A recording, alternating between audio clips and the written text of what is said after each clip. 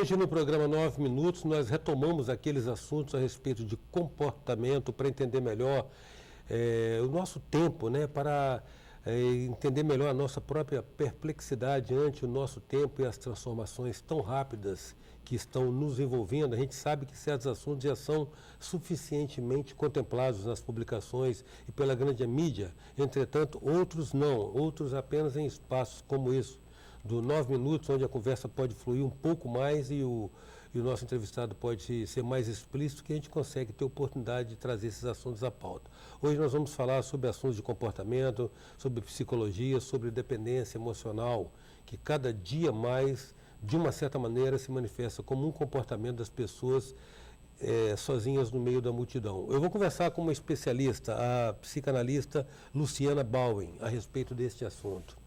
Luciana, e como é que explica isso? Essa urbanização intensa, o fato das pessoas estarem no meio de muita gente e se sentindo sós, o que explica essa relação de dependência emocional, onde às vezes se coloca muito no outro a responsabilidade pela nossa felicidade, pelo nosso estar bem? É verdade, Eustáquio. Olha só, a gente precisa pensar que o ser humano é um indivíduo que tem um certo grau de dependência emocional. Né? Nós nascemos num estado de neotenia. Nós precisamos de um outro ser humano para nos alimentar, para que nos ensine a viver. Né? Para além dos alimentos, ensine o diálogo, a palavra, o comportamento. Então, nós precisamos dos outros seres humanos para a gente poder ir se desenvolvendo psiquicamente. Sim. Né? Então, assim, é natural que nós, em determinados momentos da nossa vida, nós circulamos entre dois pontos, de dependência e de independência emocional. O patológico, ou alguma dificuldade que a gente pode aparecer, é quando a gente está ou numa total dependência ou numa total independência, que a gente não circule entre esses dois pontos. Né? Então, eu acho que no nosso social a gente vê as duas patologias no sentido de causar dor para o sujeito, ou sujeitos que não conseguem se relacionar com outros seres humanos, que têm muita dificuldade, ou sujeitos que precisam de outros seres humanos para saber quem eles próprios são, né? Assim, a respeito da sua individualidade e do seu lugar no mundo. Uhum. Então, na verdade, isso é um legado, como já sabemos, até pelo senso comum, isso é um legado da infância, quando da construção da personalidade. Perfeito. Né? Assim, na verdade, nós aprendemos as nossas relações, num primeiro momento, com a relação materna, que a gente chama que é a função materna. Então, é aquela pessoa que está se ocupando daquela criança naquele momento. E é responsável pelos cuidados físicos, mas também pelos cuidados psíquicos daquela criança. Né? Direcionar aquela criança num lugar no mundo. A gente vem num lugar específico, né? No mundo daquela família. Né? Uhum. E ela vai se acreditando com as palavras desse outro e vai se introduzindo no mundo. Né? A gente vê patologias ou dificuldades de pessoas que ainda nem entraram na linguagem, ou crianças mais de 5, 6 anos que ainda não conseguiram entrar na linguagem por alguma deficiência dessa independência e dessa dependência afetiva, né? Um vínculo. Né? Assim, no consultório mesmo, eu posso te dar um exemplo de inúmeros casos que a gente vê das escolas, de mães que dizem, mas e se ele sarar, o que eu vou fazer da minha vida? Né? Assim, então, numa dependência ainda muito biológica e num cordão umbilical que ainda não foi cortado com aquela criança e que não permite com que aquela criança se desenvolva, e também aquela mulher só se vê no lugar de mãe, né? De cuidados maternais. O único papel que ela acha que tem a cumprir. Isso, naquele momento ela fica ficcionada ali e não consegue sair daquela função. Agora, veja bem, toda consideração, todo conceito parece injusto se não considerar as diferenças de gênero. Ou seja, isso em homem e em mulher acontece do mesmo modo ou é diferente? Tem as suas particularidades, né? Assim, tem inúmeros estudos da psicanálise que podem apontar isso, assim, que as relações entre mãe e filho são diferentes das relações mãe e filha, né? E nas suas particularidades e questões, vai apresentando e vai criando questões que não, se não são trabalhadas, vão apontar como alguma dificuldade, alguns transtornos, por exemplo, na relação amorosa. Né? Assim, o vínculo de um menino com sua mãe, no decorrer do tempo, pode permitir com que esse adolescente ou esse jovem vá substituindo essa mãe por uma outra mulher, mas ainda às vezes muito num cuidado num cuidado materno e numa dependência afetiva muito forte. Se essa mulher não está do lado, ele não tem os cuidados pessoais, deixa a casa toda desarrumada, não consegue ter uma aparência saudável, um cuidado com a alimentação. Precisa sempre de alguém ou de uma mulher coordenando, identificando aquilo, né? E com uma menina também a gente vê isso.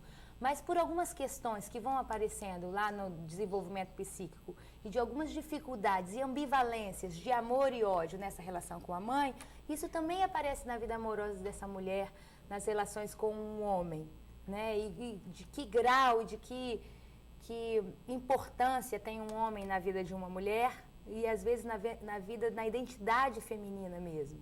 Porque às vezes uma mulher se deixa muito invadir e esse homem ocupa tudo para ela e todos os espaços da vida dela e ela não consegue nem saber quem ela é. Uma vez essa relação terminada, ela se pergunta: quem sou eu? Minha vida está acabada, e aí precisa de uma elaboração, é uma devastação tão profunda que é preciso um tempo de dor que pode ser de muito progresso ou pode ser de uma melancolia que continua e estraga essa vida, né? Assim. Em 9 minutos a gente conversa com a psicanalista Luciana Bowen. Voltamos já.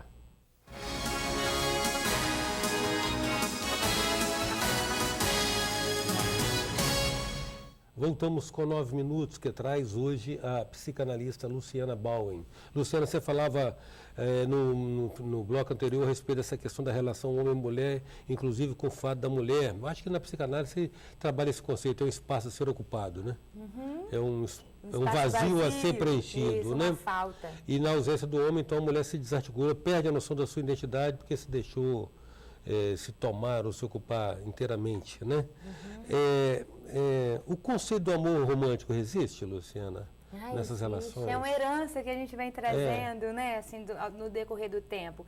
E eu acho que é preciso uma análise bem crítica a respeito disso, porque se a gente não pensar historicamente como isso foi desenvolvido ou como nós chegamos até aqui, a gente fica com a sensação de que isso caiu do céu, de que isso sempre foi assim, e quando a gente não encontra esse amor ou esse par que supõe-se uma completude, existe uma frustração muito grande, né? Então fica com essa sensação de que aquilo, você só é completa se você tiver um outro que faz par e tal, né? E a gente sabe que isso foi uma construção, né?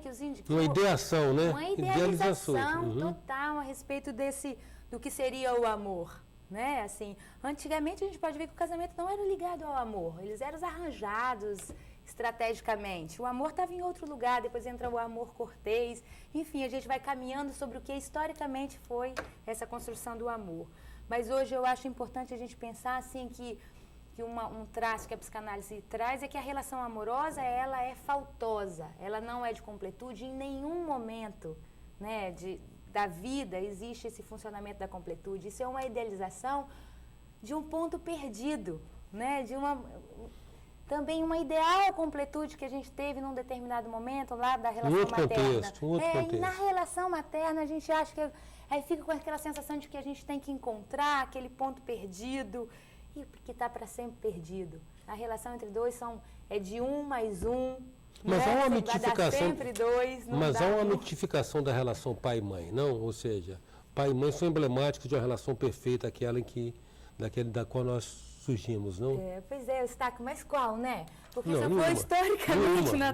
né, assim, pensar nas relações dos nossos avós, né, a oportunidade de conversar com a minha avó, isso não acontecia em momento nenhum, né? Então, na verdade, a gente faz uma idealização desse par romântico, né? A gente é criado para ver isso.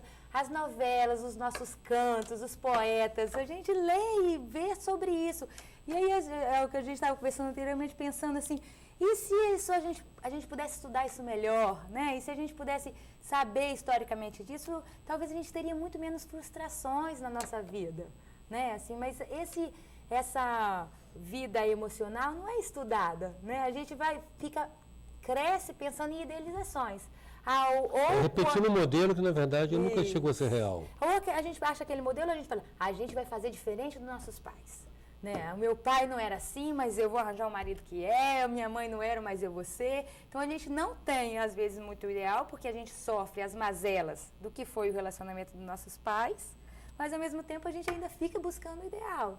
Aonde, quando você aprender, você me ensina também. Aqui, Luciana, conceitos de fidelidade e lealdade, distinguindo claramente o que é um e o que é o outro, se mantém na relação contemporânea? Pois é. Eu, assim, eu pois fico... é, né? Eu fico aí, eu não sei, eu acho que o limiar entre um e outro é muito difícil. Assim, a gente saber muito bem qual é qual, eu acho que só numa relação a dois, porque é um pacto feito para duas pessoas. O conceito de amor, né, assim, e de lealdade entre um casal, ele é muito particular, né? E ele, o que é leal... específico, né? Muito cheio... próprio, né? Isso aí. Se é possível de ser dito e conversado e pensado, né? Para um outro que está de fora pode pensar, que babaca, aceitou aquilo. Mas o outro pode estar lá, continuou comigo, quis ficar comigo, né? E, enfim, cada um é muito particular, é uma... Nós estamos aí há 12 anos do terceiro milênio, que iniciou o terceiro milênio. Como é que você vê essa questão de nós nos resolvermos em relação à nossa sexualidade? Nossa sexualidade. Olha só, eu acho que a gente foi partindo para um princípio de como se não tivesse diferença sexual, né? A gente foi trabalhando como se isso, as mulheres buscando, né, um lugar no mercado de trabalho, foi marcando a indiferenciação. E eu acho que isso precisa de um certo cuidado, né? Assim, eu acho que muitos psicanalistas e muitas pessoas têm pensado de como será o nosso futuro, que não vai haver essa diferenciação, né? As relações amorosas vão ser bissexuais, ou não vão passar por essa questão do homem e da mulher, mas eu acho que a gente precisa de um pouco de cuidado em relação a isso, porque a diferença sexual ela tem uma importância para toda uma evolução psíquica e para a reprodução e para que marca um comportamento do homem e da mulher, ou do lugar masculino ou do feminino, independente de quem ocupa o lugar do masculino e do feminino, que tem uma certa importância de trabalhar tanto com o ter, quanto com a falta, com a plenitude, quanto com os espaços vazios. Então, eu acho que uma acrescenta ao outro. Então, quando você acha que pode tudo, que é o rei ou que dá conta de tudo sozinho, eu acho que a gente precisa colocar um pouco o pé no freio para a gente avaliar mesmo se vale a pena estar tão só e dar conta de todas as coisas, assim. Grato, Luciana, pela sua presença aqui no nosso 9 Minutos. É um prazer sempre estar conversando com você. E eu acho assim, que tem algumas coisas que a gente poderia pensar para poder avaliar se a gente está mais independente ou dependente emocionalmente, né? Assim, eu acho que a gente precisa tentar, em alguns momentos que a gente está sozinho, pensar, deixar invadir os nossos pensamentos, ver se a gente está contente, se a gente é feliz, se a gente está realizando os projetos da nossa vida, porque senão ela passa e num determinado momento a gente coloca a responsabilidade toda, eu não fui feliz e a responsabilidade é do outro. Cada um é responsável pela sua felicidade e é preciso cavar esse espaço. Em 9 Minutos, a gente contou com a presença da psicanalista Luciana Bauem. Até já. Sou passageiro.